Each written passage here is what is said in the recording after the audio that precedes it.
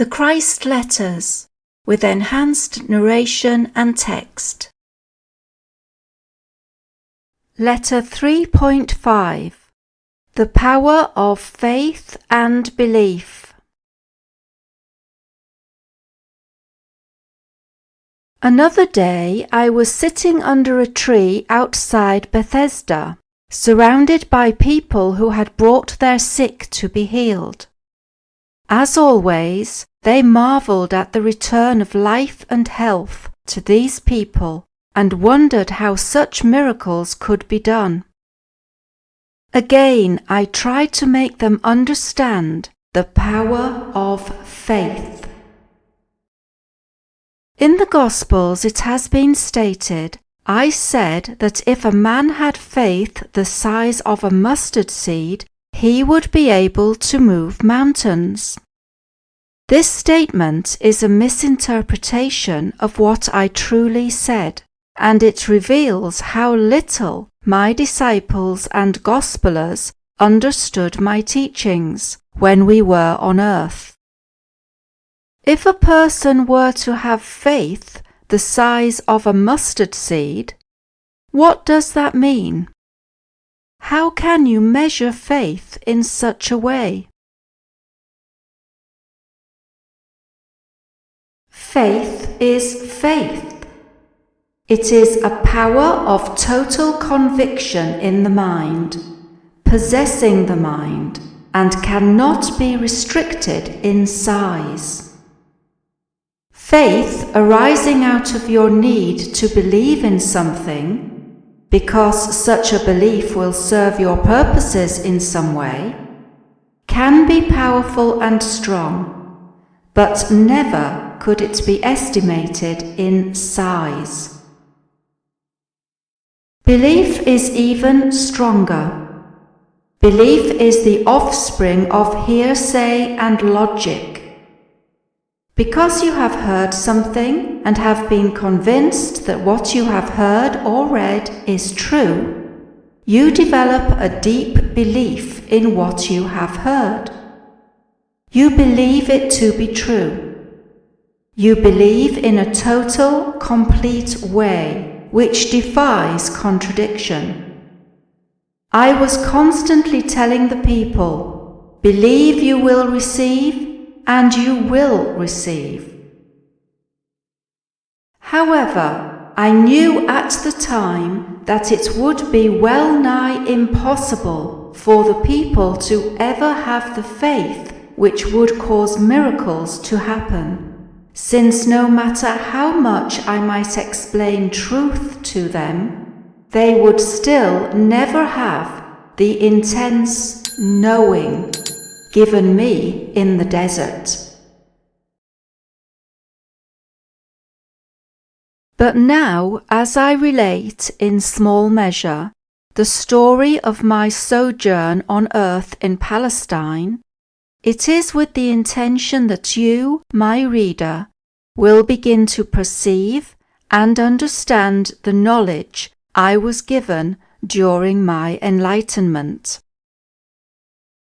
My intention is to give you knowledge.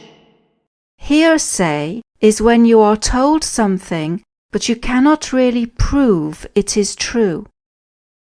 Knowledge is when you are told something or read something, and because what you have now heard or read complies logically and realistically with all related items of knowledge already in your mind, and you can understand and believe it in a realistic, logical way, the new information becomes knowledge.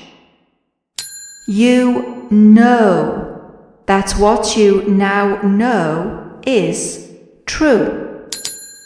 You have a sense of conviction. Footnote: in the light of Christ's spiritual truth, doctrines become meaningless and are swiftly jettisoned from the illuminated mind. End of footnote. Up to this time, some of you have had faith in Jesus Christ, but you have been like precocious children. Your faith has been partially blind and accepting, yet interwoven with much doubt. Therefore, whatever you needed to be done for you, you depended on Jesus for the work to be accomplished. Whereas, in fact, much of what you believe you have derived directly from Jesus has been your own faith in Jesus, made visible in the form of things asked for. Whilst this childlike faith is very important to your well-being, those of you who are capable of moving onward on the spiritual path to perfection must now reach a deeper level of true knowledge of the relation between mind and matter. Without this foundation, people will continue to flounder in religious myths and will be locked into the misery of the human condition. When I was on earth, I spoke truth to the people, but it was continually misinterpreted. What I really said regarding faith was this: you see this great big tree? It has grown out of the tiniest seed imaginable.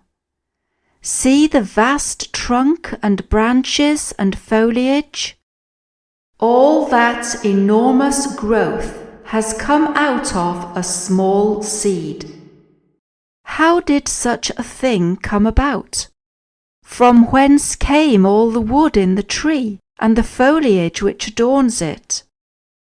Is not this as much a miracle as are the miracles I perform for you day after day? Is not the growth of this tree as much the work of the Father as the healing which takes place in sick people? I ask you, what is a seed? Can you tell me? No, you cannot. But I will tell you. It is a tiny entity of consciousness knowledge. It is the consciousness knowledge of what it will become. It is a fragment of consciousness drawn from divine creative consciousness. It is a fragment of mind power drawn from Father mind power, which, when planted in the earth and watered by rain, will begin to clothe itself with the visible matter of which it possesses knowledge deep within itself. This knowledge is true. It is firm, it is strong and undeviating. This self-knowledge embodied in the seed is a conviction in consciousness.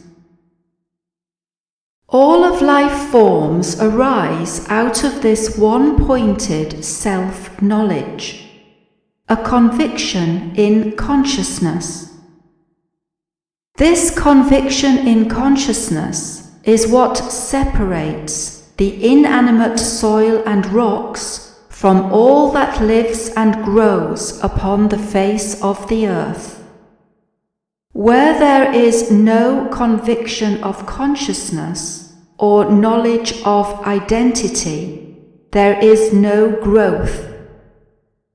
The consciousness within soil and rocks remains consciousness in a dormant form.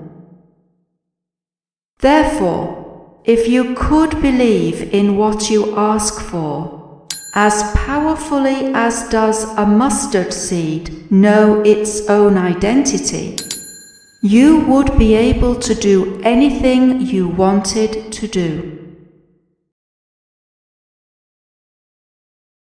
If you could carry within your mind a seed, the perfected plan of your most heartfelt goals, and know beyond all doubt that it can grow and come into perfect fruition, you would see this wonderful seed take on a life of its own, which would presently manifest in your life.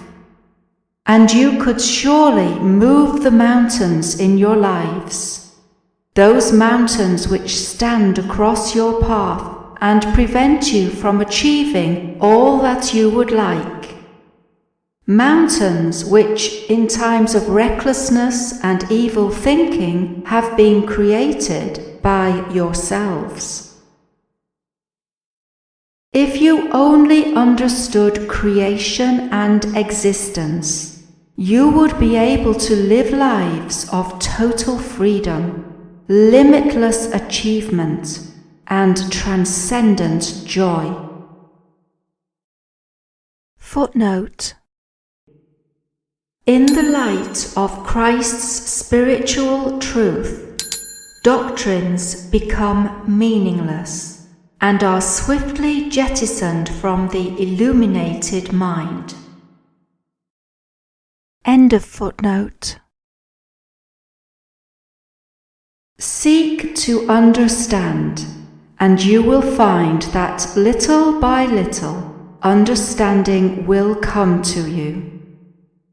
Knock on the door of the universe, giving access to God, the universal Father consciousness, and eventually you will find the door swinging open, and you will have entrance to the secrets of the world.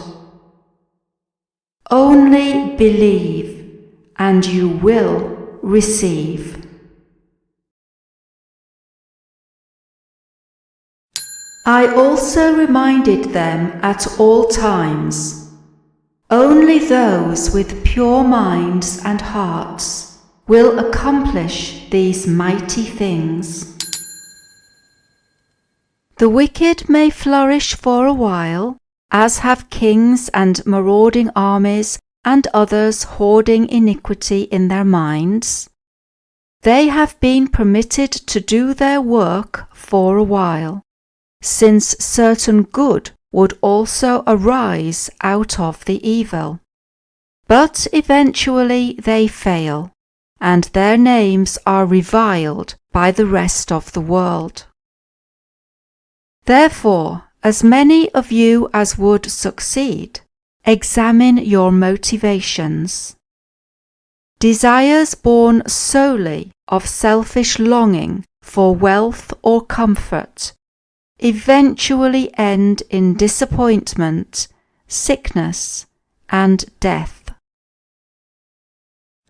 And I say to you who read these words, let no one dare to deny the truth I speak, until they too have walked the path of self-renunciation, which I walked on earth, and reached the same union with the Father, and the heights of incontrovertible knowledge and understanding as I possessed. When you have achieved all this, you will no longer have any desire to deny the truth I speak to you, but will be unable to restrain yourselves from joining me in teaching your fellow men. Until that time, hold your peace, and let no man know your ignorance.